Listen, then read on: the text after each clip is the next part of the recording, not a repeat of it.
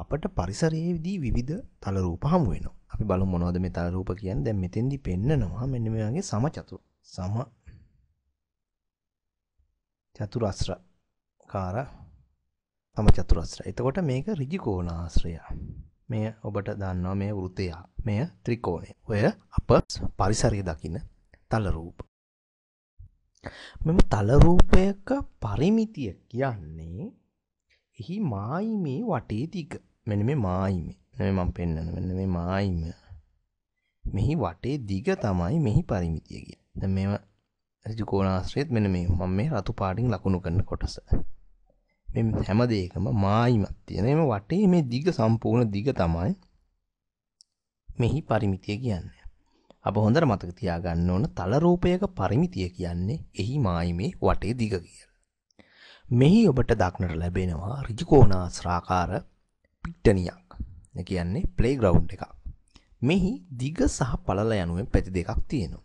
අපි දන්නවා දැන් එතකොට අපිට මේ පැත්තත් පළල බවට පත් වෙනවා. එතකොට මේ පැත්ත ආයි දිග. එතකොට අපට පේනවා දිග දෙකයි පළල දෙකක්. හොඳයි අපි මෙහෙම ගන්නෝ මේ විදියට දෙක වැඩි කිරීම දිග එකතු කිරීම දෙක වැඩි කිරීම පළල. ඒ වගේම මෙහිදී අප දෙක එළියට ගන්න මේ. එතකොට දිග එකතු කිරීම පළල. මේ සමීකරණය වචන වලින් ලියපු මේ සමීකරණය ලැබෙනවා. මෙය මෙන්න මේ කහ පාටින් මේ කොටස පරිමිතිය විදියට ගන්න පුළුවන් ඍජු කෝණාශ්‍රාකාර පිට්ටනියක. දැන් ඔබට දක්නට ලැබෙනවා රූප තුනක්. මම මේ රූප තුන විස්තර කරන්නම්. දැන් මෙහි අපට පේනවා මෙන්න මේ විදියට. මෙතන මේ 8 සෙන්ටිමීටර්. මෙන්න මේ තැන ඉඳලා මේ කොටස. අනිත් කොටස් මේ විදියට 12. මේ 4. මෙම සංවෘත රූප තල රූපවල වටේ දිග තමයි පරිමිතිය වෙන්නේ. මේ හැම රූපයකම මෙහිදී මෙන්න මේ කොටස දෙකක් වෙනවා. මෙන්න මේ කොටස සෙන්ටිමීටර් 6යි, මේ කොටස සෙන්ටිමීටර් 2යි, මේ කොටස සෙන්ටිමීටර් 4යි. අනිත් මේ කොටස සෙන්ටිමීටර් 7ක් පමණ දිග වෙනවා. මේ විදිහට ගත්තම ඔබට පුළුවන් මෙම සම්පූර්ණ රූපෙම මේ අනිත් තල රූපෙත් එහෙමයි. මෙතන 16යි, 10යි, 18යි. මෙම රූප වල සම්පූර්ණ වටේ දිග ඔබට සිතා ගන්න පුළුවන්. මම හිතන්නේ තව දුරටත් හැදෑරීමේදී. මෙහිදී ඔබට වෘත්තයන් දෙකක් දක්නට ලැබෙනවා. මෙම එක වෘත්තයක් ලබා ගත්තොත් එහි අරය R ලෙස.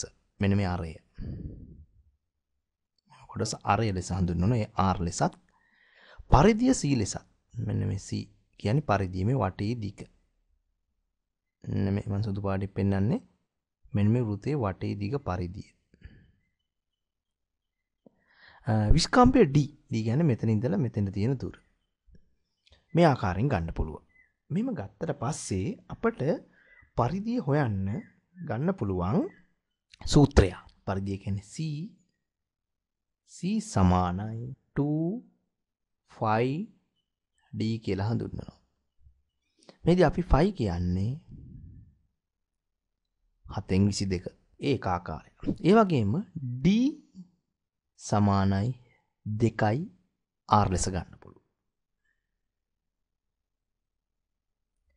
ඒ වගේම මේ විදියට D සමානයි 2r නම් අපිට ගන්න පුළුවන් C සමානයි 5d. ඒ කියන්නේ ආර්යෝ දෙකක් නේ. එතකොට ඉදී ඔබට දක්නට ලැබෙනවා වෘත්තයන් දෙකක්. වෘත්තයන් දෙක සමග වචන කීපයක් තියෙනවා. එකක් අරය, එක R වශයෙන් හඳුන්වනවා. පරිධිය C වශයෙන් හඳුන්වනවා. D කියන්නේ විස්කම්භය. අරය කියන්නේ මෙන්න මේ විදිහට මධ්‍ය ලක්ෂයේ සිට පරිධියට ගෑවෙන්න තියෙන දුර. ඊළඟට විස්කම්භය කියන්නේ පරිධියට යන්න පුළුවන්. මධ්‍ය ලක්ෂය හරහා පරිධියට යන්න පුළුවන් දුර තමයි මෙතෙන්දි කියන්නේ වැඩිම දුරක් සඳහන් වෙනවා නම් එතන විස්කම්භය වෘතයක් ගත්තම ඔය ආකාරයට මේක සැදෙනවා. ඉතින් අපිට මෙහෙම ගන්න පුළුවන් අරය R ලෙසට නම් කර ඇති වෘතයක. අරය R ලෙසට නම් කර ඇති වෘතයක පරිධිය C නම් අපිට මේ විදිහට ලියන්න පුළුවන් අරය ඔන්න R කියන එකක පරිධිය C නම් C සමානයි 2πr කියලා. ඒ වගේම මේකේ d කියන විස්කම්භය තියෙනවා නම් ඒක නුත් ගන්න පුළුවන් c සමානයි 5d කියලා. අපි දන්නවා d හැදෙන්නේ d සමානයි 2r. ඒ කියන්නේ r ඒවා දෙකක් එකතු වෙලා d හැදෙනවා මෙන්න මේ වගේ. r ඒවා දෙකකින් ඒකින්ද අපි මෙතෙන්දි 5d කියලා යොදනවා. ඊළඟට අපිට තව ගන්න පුළුවන්